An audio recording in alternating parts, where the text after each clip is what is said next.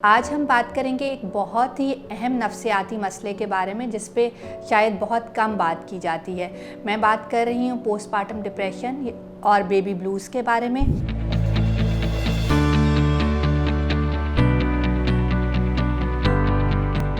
अस्सलाम वालेकुम, मेरा नाम डॉक्टर हुमा असलम है। मैं कंसल्टेंट साइकाइट्रिस्ट हूँ और as a consultant psychiatrist Jinnah hospital Lahore में काम कर रही हूँ। इसके साथ साथ DHA फेज़ 8 में अपना प्राइवेट क्लिनिक रन कर रही हूँ। लगता है बाजार के खाने बहुत खाते हो। जी डॉक्टर साहब, मैं ये मेडिसिन प्रिस्क्राइब कर रहा हूँ, वो आप ले लेना। अब कोई भी मसला हो तो मरहम से डॉक्टर की ऑनलाइन कंसल्टेशन बुक करो, क्योंकि डॉक्टर से बात होगी अब घर पर। पोस्टपार्टम डिप्रेशन जैसा कि नाम से ज़ाहिर है कि ये डिप्रेशन की वो किस्म है जो बच्चे की डिलीवरी के बाद स्टार्ट होता है। बच्चे की डिलीवरी या बच्चे का पैदा होना एक बहुत खुशगवार अमल होता है। ये बहुत सारी खुशियाँ लाता है फैमिली के लिए, पेरेंट्स के लिए, लेकिन कुछ ख़वातीन इसको इंजॉय नहीं कर पाती, उस तरह से इसको सेलिब्रेट नहीं कर पाती, क्योंकि उस टाइम वो एक नफ्सियाती तगोदो से गुज़र रही होती हैं। इसमें अगर बात की जाए बेबी ब्लूज़ की, तो बेबी ब्लूज़ इतने कॉमन हैं कि वो हर 10 ख़वातीन जो चाइल्ड बर्थ के अमल से गुज़रती हैं उसमें से 8 ख़वातीन इससे 2-4 हो सकती हैं। इसमें पैदाइश के फ़ौरन बाद 1-2 दिन में ये स्टार्ट हो जाते हैं। बहुत सारे मूड स्विंग्स आते हैं, गुस्सा आता है, बेचैनी रहती है, मिजाज में उदासी रहती है, बहुत ज़्यादा रोने को दिल करता है, नींद या भूख के मसाइल पैदा हो जाते हैं। लेकिन ये मसले मसाइल जो है इतने शदीद नहीं होते और ये 2 हफ्ते तक खुद ही रिज़ॉल्व हो जाते हैं। लेकिन अगर ये मसले बहुत ज़्यादा इंटेंसिटी और सेवेरिटी के साथ प्रेजेंट करें, जैसे बहुत ज़्यादा मिजाज में उदासी रहे, हर वक्त रोने को दिल करे, किसी से मिलने मिलाने को दिल ना करे, किसी से बात करने को दिल ना करे, किसी चीज़ पे ध्यान ना रहे, नींद और भूख बहुत कम हो जाए, हर टाइम माँ थका थका रहे और उससे कुछ ऐसे ख्यालात अपने बारे में आना शुरू हो जाएं कि शायद वो माँ बनने के काबिल नहीं है, शायद वो एक अच्छी माँ नहीं बन सकती, उसको अपने बच्चे को उठाने को दिल ना करे, उसे अपनी ज़िंदगी में सब मसाइल की वजह वो बच्चा लगना शुरू हो जाए, बच्चा एक बोझ लगना शुरू हो जाए, या जनरली अपने बारे में,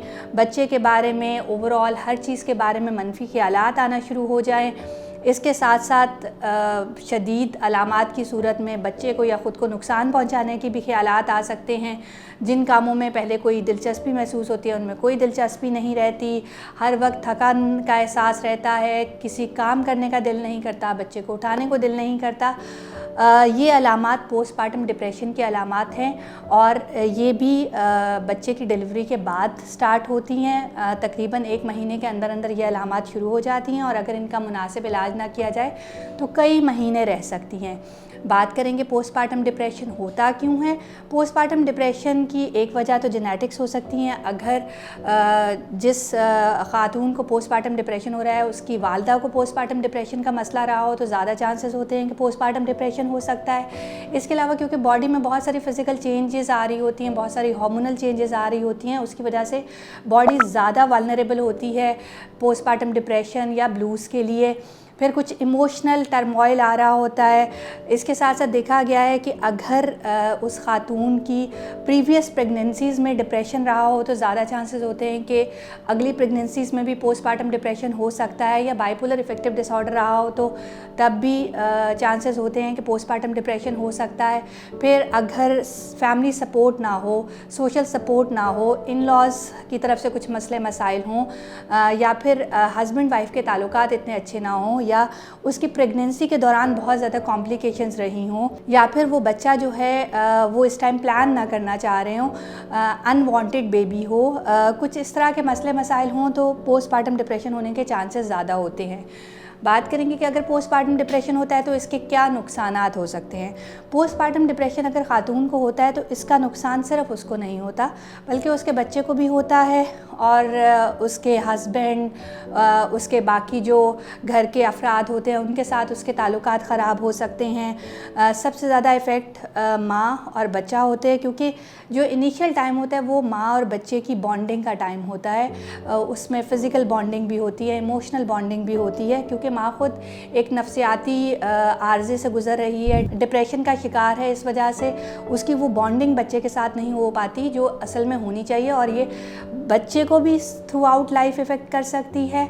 और माँ के लिए जो अटैचमेंट इश्यूज़ उस बच्चे के साथ होते हैं वो काफ़ी प्रोलॉन्ग कर सकते हैं। इसलिए अगर किसी खातून को पोस्टमार्टम डिप्रेशन होता है तो इसको इमीडिएटली एड्रेस करने की ज़रूरत है, क्योंकि अगर इसमें हम डिले करते हैं तो बच्चा भी इफ़ेक्ट होता है। माँ तो इफ़ेक्ट हो ही रही है, बच्चा भी इफ़ेक्ट होता है, फिर उन हस्बैंड वाइफ का आपस का रिलेशनशिप इफ़ेक्ट होता है, उसमें कंस्ट्रेंट्स आना शुरू हो जाती हैं। और समहाउ हमारे यहाँ इस बारे में इतनी अवेयरनेस नहीं है, तो लोग खामखा उस खातून को ब्लेम करना शुरू कर देते हैं कि बच्चा पैदा हुआ है और तुम खुश ही नहीं हो रही, तुम अल्लाह की नाशुक्री कर रही हो, तुम इस नेमत को एक्सेप्ट ही नहीं कर पा रही।